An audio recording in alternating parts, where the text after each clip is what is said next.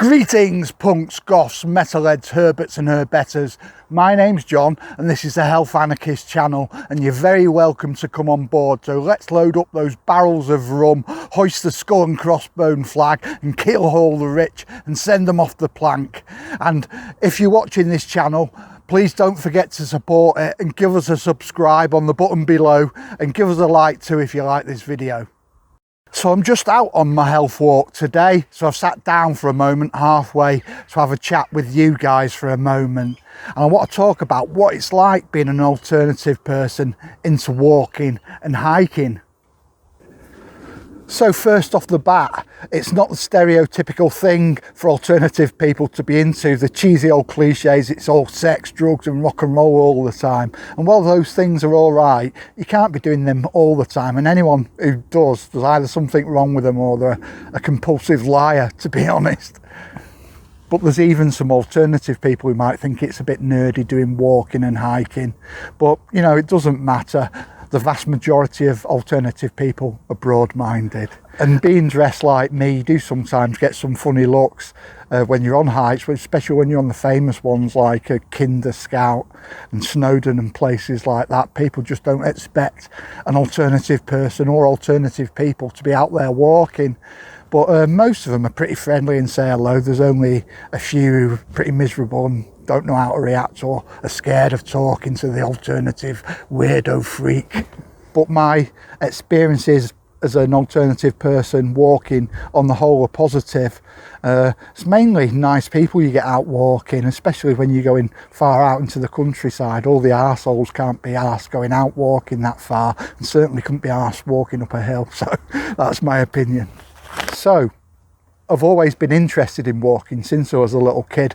I used to be out in fields playing all day or out in the woods making dens and bows and arrows, you know, so I was always outdoors and I always loved doing stuff outdoors. You know, I can remember things like making tree houses, making dams across streams and stuff, and you know, I've always been an outdoors sort of person, basically, because in the 70s and 80s the parents used to kick you out all day basically as a kid. Well, mine did, and you used to entertain yourself. But I didn't really get back into walking maybe about 5 years ago, because I had a health scare with I just went over the border into diabetes type 2 territory, and they said if I changed my lifestyle I might be able to stop it. So I lost 3 stone in a year walking and I reversed the diabetes. And since I started walking 5 years ago, you know, I've kept on going. I've been like the Forrest Gump of walking, but you know, it's kept me healthy. I'm miles healthier now and I'm much happier at the age I am now, 50. I'm a lot healthier than I was maybe 15 years ago even. So it's all good for me. So the benefits of walking is physically, as in it gets you out, gets you exercising your heart and lungs and all your muscles, and you know, it helps you lose weight. It helped me lose weight gradually over a year, and it's great for you physically, it's great for you mentally as well.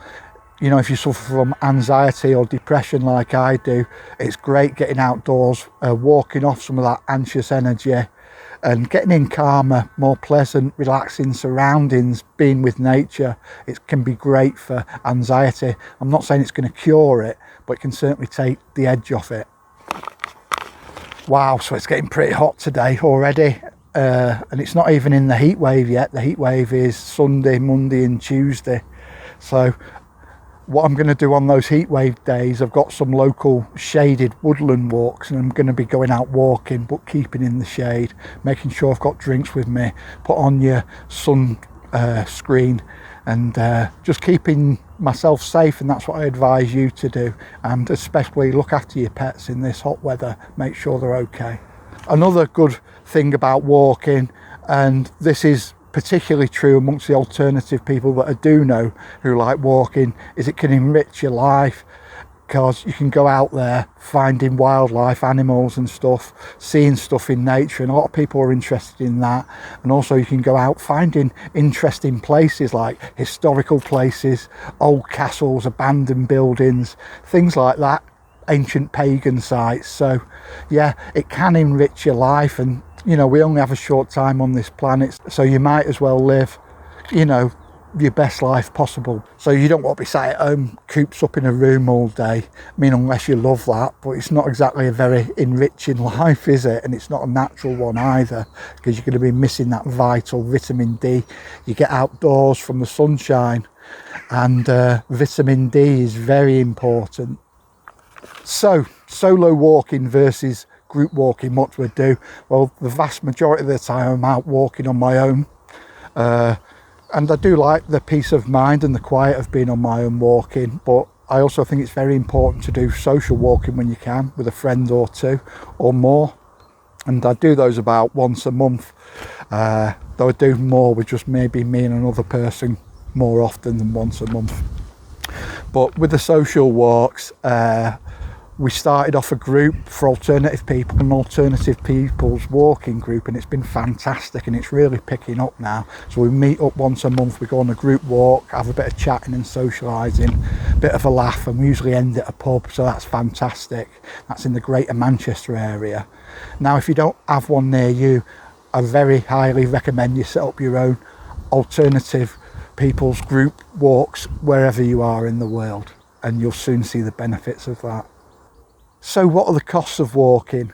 Well, the main cost is going to be your footwear. It's going to be a comfortable pair of footwear that fits you well, and it's going to be suitable for whatever type of terrain you're walking on. So that's going to be your main factor of cost. After that, you want to get yourself some basic hiking equipment, you know, a rainproof coat, a rucksack, drinks bottles, basic first aid kit, a compass, trekking poles if you need them or use them.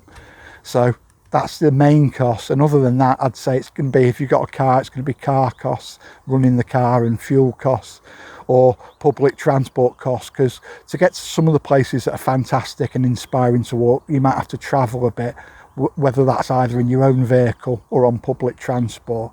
And I try and get out on public transport every now and again, because there's some places that are a bit further out that are beautiful or interesting that I want to visit. Another great thing about walking, one of the benefits, is getting away from screens, getting away from screen time, whether that's a TV, computers, laptops, or even your phone, because it's not good to be spending too much time staring into screens, and it's good just to get away from that and reconnect with nature a bit more.